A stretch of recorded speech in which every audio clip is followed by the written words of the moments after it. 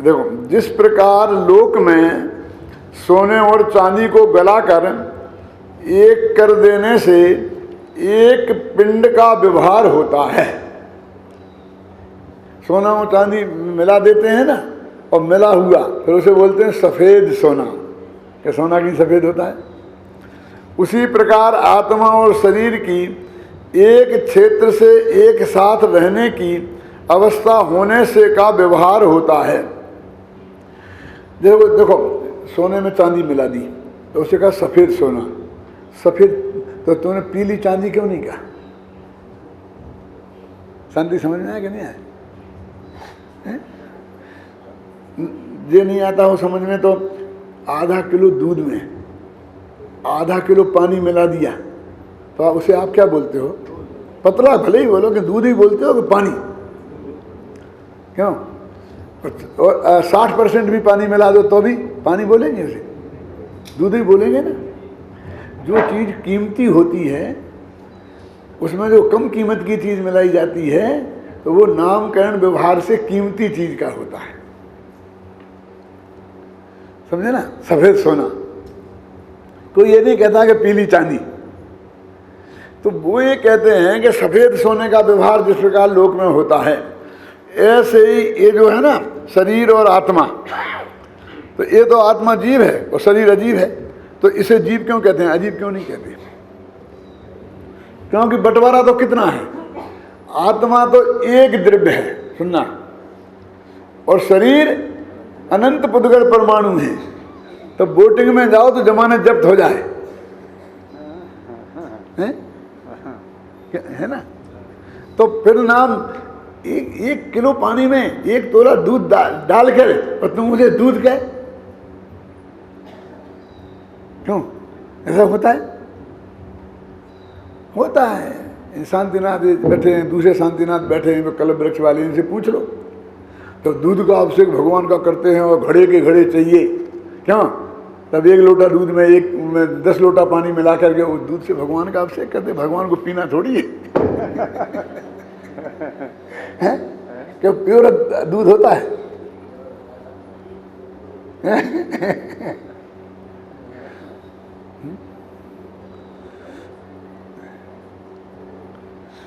ऐसा तो यहाँ जीव तो एक है और पुद्गल परमाणु अनंत हैं, और उन दोनों का नाम एक रखना है।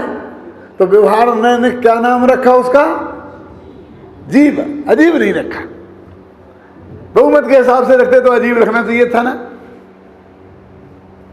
समझे ना? अब आप समझ लो कि ये कैसा व्यवहार है, हैं? महाकवि क्या नाम था?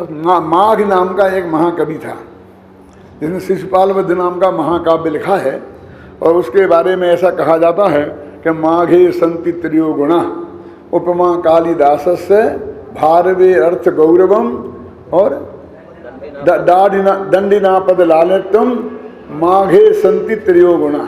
कालिदास में की उपमाएं बहुत बढ़िया हैं, और दंडी का पद लालित्य बहुत अच्छा है, और दूसरा माघ और भारवी का अर्थ गौरव। अब मैं ज़्यादा विस्तार नहीं जाऊंगा इसमें, इतना अर्थ है, लेकिन माघ में 3 गुण हैं ऐसा माना जाता है। वो माघ कवि इतना उदार था, इतना उदार था कि जब जाता था राजा के यहाँ तो कोई कविता सुनाता था तो 1 लाख स्वर्ण मुद्राएं से कम नहीं मिलती थी उसे। सबसे महंगा था वो, जैसे कि आजकल होते हैं शाहरुख खान है कि सबसे महंगा कौन है भैया आजकल, हैं? समझिए ना, ऐसा था। लेकिन ये हालत थी कि जब वो वहाँ से निकलता था और अपने घर पर जब तक पहुँचता था तो रास्ते में दोनों तरफ भिखारियों की लाइन लगी रहती थी, और वो बांटता चलता चलता घर जाता तो 1-2 मुद्रा बची तो बची, नहीं तो खाली ऐसा उसे कहा जाता। एक दिन राज दरबार में उसकी कविता पर प्रसन्न होकर एक राजा ने 1 लाख स्वर्ण मुद्राएं दी, ढेर लगा दिया। अब समझ लो कितना देंगे, 1 लाख स्वर्ण मुद्राएं माने 1 तोला की 1 मुद्रा, तो कितने किलो वजन हुआ, कैसा हुआ होगा। और कहा कि क्यों कभी आज तक तुम्हें कोई ऐसा दातार मिला? तो उसने अपनी जेब में हाथ डाला, तो एक मोहर पड़ी थी पे मुझे तो लेकर के उस ढेर पर फेंक दी कि मैंने तेरे को 1,00,001 मोहरें दी। ऐसा कोई दातार मिला राजा तूने देखा आज तक? ज्यादा ऐसी बातें करने से क्या होता है, तूने 1 मुद्रा दी है। क्यों, क्या किया? 1 मुद्रा दी है और बोलता है 1,00,001। तो मैं पूछता हूं कि ये स्वर्ण मुद्राएं किसकी हैं, मेरी क्या तेरी? यदि तेरी हैं तो तूने मुझे कहा नहीं, तूने कुछ नहीं दिया और मैंने एक तेरे को स्वर्ण मुद्रा दी, एक आगे हो गई और यदि ये मेरी हो गई तो 1,01,00,000 मुद्रा मैंने दी ही है क्या? एक कहानी चलती है संस्कृत साहित्य में कि भाई, और उसने कहा कि देने वाले से बड़ा कौन होता है? लेने वाला नहीं, नहीं लेने वाला। क्या क्या कहा? देने वाले से बड़ा कौन होता है? नहीं लेने वाला। तो इसलिए यहाँ ये कह रहे हैं कि देखो व्यवहार का इतना इतना अन्याय है, समझ लो कि एक जीव और अनंत पुद्गल परमाणु, और इन दोनों का मिलकर नाम एक जीव रखा। अरे मिक्सर रख देते, कोई ऐसा नाम, जीवा जीव रख देते, जीव पुद्गल रख देते थे, एक फर्म बना लेते, क्यों? लेकिन नहीं, एक जीव नाम रखा। तो कहते हैं कि इसलिए रखा कि इनकी उपयोगिता है, लेकिन दो स्त्री पुत्र मकान जायदाद ये सब चीजें यहाँ हैं इसके संयोग में, इसके पुण्य पाप कर्म के उदय के अनुसार इसको प्राप्त हुई हैं, मुफ्त में नहीं मिल गई हैं। ख्याल में आई ना? तो भी ये आत्मा की वास्तव में नहीं है, निश्चय से नहीं है। इसी संदर्भ में मैं एक बहुत मार्मिक बात कहता हूं, अभी आपको भी सुनाने का लोभ सम्मान नहीं कर पा रहा हूं, कि हमारी ये घड़ी खो जाए तो हमें बहुत दुख होता है ना। अब मान लो घड़ी कितने की है, मुझे पता नहीं है, आप लोग अंदाज से बताओ, 1,000 की तो होगी। ये मेरे पोते ने मुझे भेंट में दी थी जन्मदिन पर, और भाव तो बताते ही नहीं है वे। अब ये मैंने 1,000 रुपये की कल्पना कर ली इसकी, क्यों? अब ये मेरी घड़ी खो जाए तो मुझे कितना दुख होगा, जरा समझना है ना। समझ लीजिए कि ये 1 तोला दुख होगा, दुख को पर नाप के करें। तो मरण क्या है? सारे संयोगों का एक साथ खोना। एक एक चीज छोटी छोटी तेरी गिरती है, तेरे प्राण निकलते हैं। जब सारी चीज जाने की बात आएगी तब क्या होगा? ये मरण सबसे ज्यादा खतरनाक क्यों लगता है? सब लोग इससे इतने अधिक क्यों डरते हैं? क्यों? क्योंकि यदि तेरे को मरण का भय मिटना है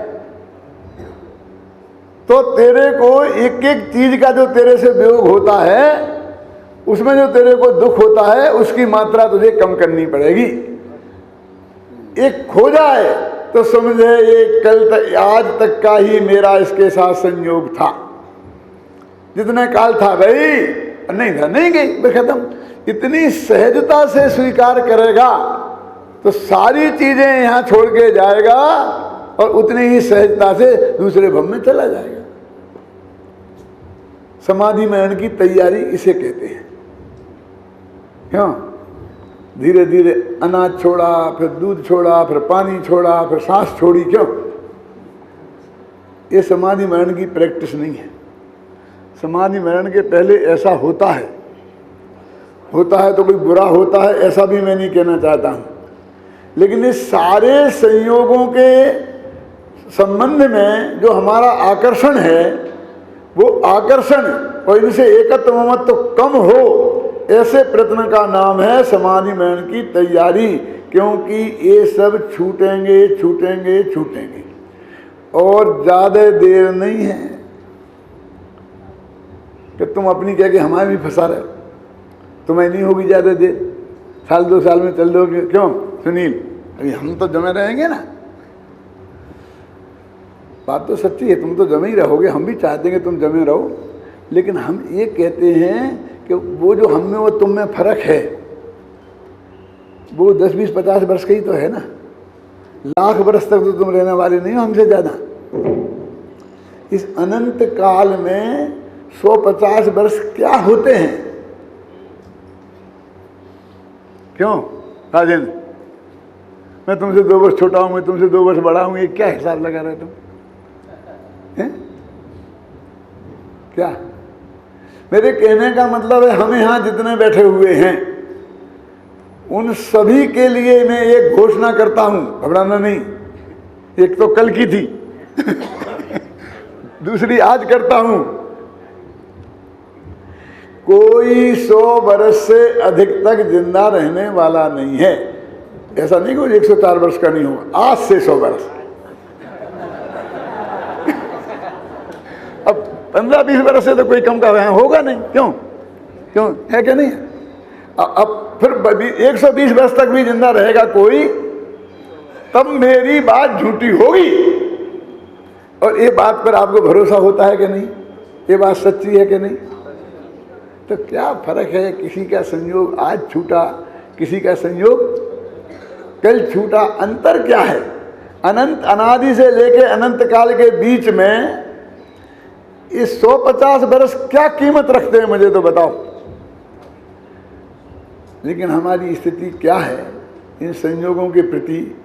हमारा ये जो जिस तरह से गहरा लगाव दिखता है वो एकत्व के बिना नहीं हो सकता, वो ममत्व के बिना नहीं हो सकता। क्या मैं क्या कहना चाहता हूँ ना, ये मेरे हैं ऐसी मान्यता के बिना इस टाइप का नहीं होता है। ये अनंतानुबंधी संबंधी लगाव के लक्षण दिखते हैं। प्रत्याख्यान अमरण अप्रत्याख्यानावरण संजुलन वाला हो तो चले क्या? ये तो बिल्कुल ऐसा ही मान के चला कि ये मेरे ही हैं।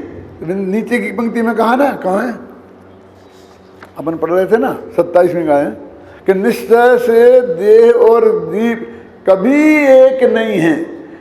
कभी एक नहीं है माने क्या? जब मोक्ष में चले जाएंगे जब एक नहीं रहेंगे, और जब तक ये मिले हैं तब तक एक हैं। अरे भाई, जैन दर्शन में 2 नए एक साथ लगते हैं, एक वस्तु पे लगते हैं, एक काल में लगते हैं।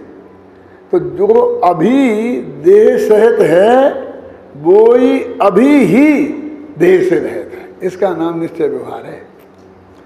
अभी हमारी समयसार गोष्ठी हुई थी दिल्ली में विद्यानंद जी के सानिध्य में, तो वहाँ बहुत विद्वान आए थे। तो सब विद्वान बोलते थे, उसके बाद मुझे बोलने का मौका मिलता था, फिर विद्यानंद जी बोलते थे। तो एक इस बात का किसी को भी कुछ पकड़ नहीं थी। निश्चय व्यवहार लगाते थे, बस एक संसार में लगा दिया व्यवहार। जीव सहित है, व्यवहार से जीव सहित। अभी संसारी जीव व्यवहार से हैं और सिद्ध। तो मैंने कम से कम 3 बार कहा कि भाई मैं बार बार कह रहा हूं कि दोनों नए एक साथ लगते हैं, एक समय में लगते हैं, और आप तो लाखों वर्ष बाद वो पहले लगाते हो। क्यों? एक समय में दोनों नए लगते हैं।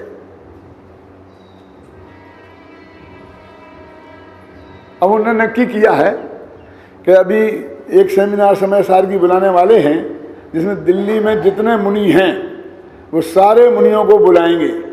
और मेरे पास संदेश आया है कि आपको ही मुख्य, ऐसा नहीं करेंगे हर एक को बोलना है, और हम आपको ही सबको सुनवाना चाहते हैं कि देखो समय सार क्या है, सुनो समय सार में क्या है। मुनि सुनेंगे?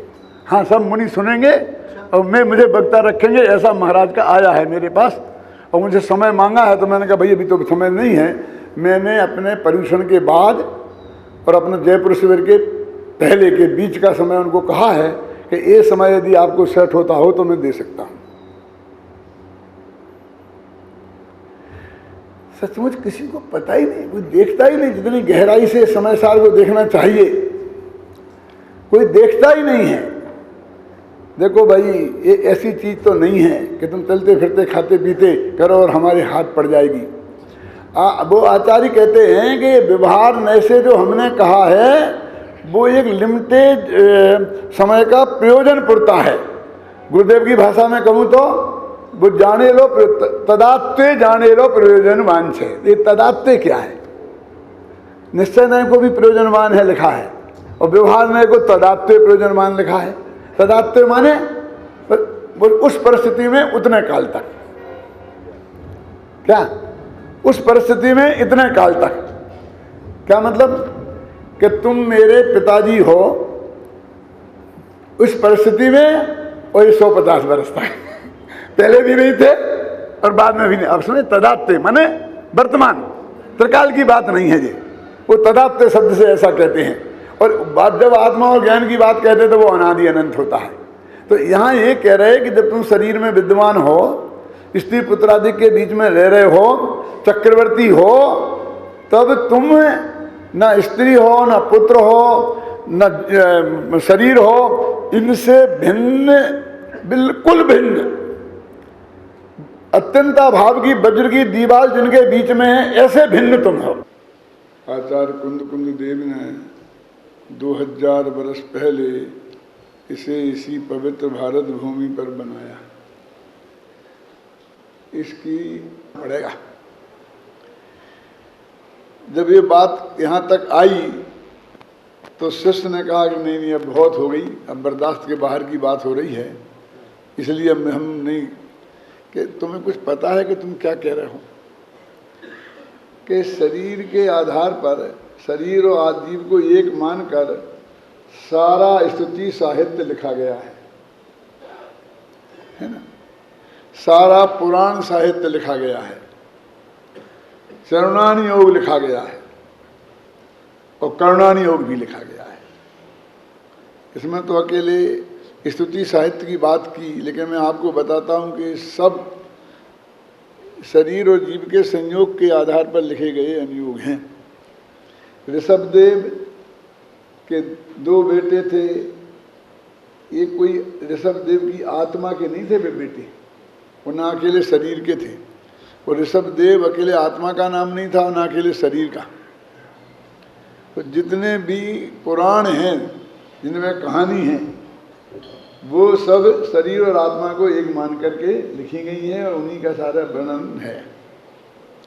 चरणान योग में ये इसको मत मारो क्योंकि ये जीव है। ऐसे पुद्गल दिखाई देता है कीड़े मकीड़े के रूप में, और उनको देखकर वो जीव और पुद्गल के मिले हुए रूप को ही जीव कह करके उनकी हिंसा का निषेध किया गया है। तो चरणान योग भी उसके आधार पर है। करुणानी योग में भी कर्म के उदय से निमित्त जीव कर्म को ऐसे कर्म करता है तो ऐसा होता है, ऐसे कर्म करता है तो ऐसे होता है। क्या वो कर्मान शरीर है, कम में नो कम्मी है ना, तो कर्म और नो कर्म। तो इस तरीके से ये सारा महल जैन दर्शन का शरीर और आत्मा को एकता के आधार पर खड़ा है। क्या होगा? अकेला तुम्हारा अध्यात्म ही जैन धर्म है। और उन्होंने प्रश्न करा, भगवान की स्तुति से उठाया कि यदि तुम शरीर और आत्मा को एक नहीं कहोगे, एक नहीं कहोगे, तो जो तीर्थंकरों का स्तवन शरीर के गुणों के आधार पर किया गया है, वो सारी स्तुति मिथ्या हो जाएगी। और अम्बेचंद्राचार्य ने खुद छंद बनाकर वो कैसी की गई है स्तुति शरीर के आधार पर तीर्थंकरों की, वो उन्होंने खुद छंद बनाया, वो बताई सामने। भक्तांबर महाकाव्य सबसे लोकप्रिय काव्य है, भक्ति काव्य, और उसकी महिमा हमारे चित्त में इतनी गहराई से इतनी बैठी हुई है कि अभी समय सार की तो धीरे धीरे बैठेगी, जिनको बैठेगी तो नहीं बैठेगी, नहीं बैठेगी तो क्यों। और जो जैन नाम से जिनका रजिस्ट्रेशन है गवर्नमेंट में, सबकी गिनती करो तो भक्तांबर को एक स्वर से सब स्वीकार करेंगे, दिगंबर श्वेतांबर सब। और समय सार पर तो कितने लोग कितने प्रश्न चिन्ह उठाएंगे, उसकी हम कल्पना नहीं कर सकते हैं। उसमें ऐसा लिखा है, यही शांत राग रुच भी परमाणु भिस्त्वम निर्मपता भुवनैक ललाम भूत तावन्ते वित ते प्रणवा पृथिव्याम यत्ते समानमपरम नहीं रूपमस्ति। क्या अर्थ है इसका? कि हे भगवान आदिनाथ, यही शांत राग रुचि भी परमाणु भी तुम निर्मापिता, तुम ऐसे परमाणुओं से बने हो जो एकदम शांत हैं। शांत कैसे हैं? कि उन्हें देखें, आपको देखते हैं तो हमारे चित्त में शांति होती है। इससे मालूम पड़ता है वे परमाणु शांत हैं। क्या उनका संगठन जो है ऐसा है कि देख कर हमके चित्त शांत हो जाता है। कुछ लोगों का ऐसा होता है कि देख के ही हमें गुस्सा आता है, ऐसा कहीं देख के हमें गिलानी होती है ना। और राग, राग परमाणु, ऐसे राग परमाणु में राग होता है क्या? कि ऐसा परमाणु से बना है कि देखते ही हमें राग उत्पन्न हो जाता है, प्रेम अंदर में झलकने लगता है उनसे देख करके, और हमारी रुचि जागृत हो जाती है। तो परमाणु कैसे? तीन विशेषण, शांत, राग और रुचि। यही शांत राग रुचि भी परमाणु भीस्तम, इन शांति पैदा करने वाले, राग पैदा करने वाले, रुचि पैदा करने वाले परमाणु, जिन परमाणुओं से आप बने हो, वे परमाणु इस पृथ्वी में उतने ही थे। कितने? कि जितने में तुम बन गए। कि तुमने कैसे जाना कि उतने ही थे? कि यदि और ज्यादा होते शेखरचंद जी तो एक आध आदमी और बन जाता, लेकिन तुम्हारे रूप के समान सुंदर रूप वाला हमें कोई दूसरा आदमी दिखाई नहीं देता है। इससे हम मालूम पड़ता है कि वे परमाणु पृथ्वी में उतने ही थे। ते प्रणवा पृथिव्याम न अपरम रूप मस्ती, क्योंकि और अपर रूपवान ऐसा कोई व्यक्ति नहीं है।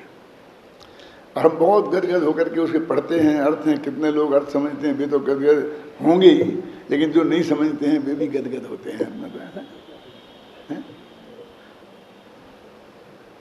अब मेरा प्रश्न ये है समय सार के श्रोताओं से कि ऋषभदेव पुद्गल के परमाणुओं से बने थे। शांत राग रुचि भी परमाणु भी तुम निर्मापिता। कितना साफ है, बोलो। ऐसा नहीं कि पंडित नमक मिर्च लगा सके कोई, ये तो एकदम सरल भाषा है ना। इन शांत राग रुचि भी परमाणुओं से तुम निर्मित हुए हो।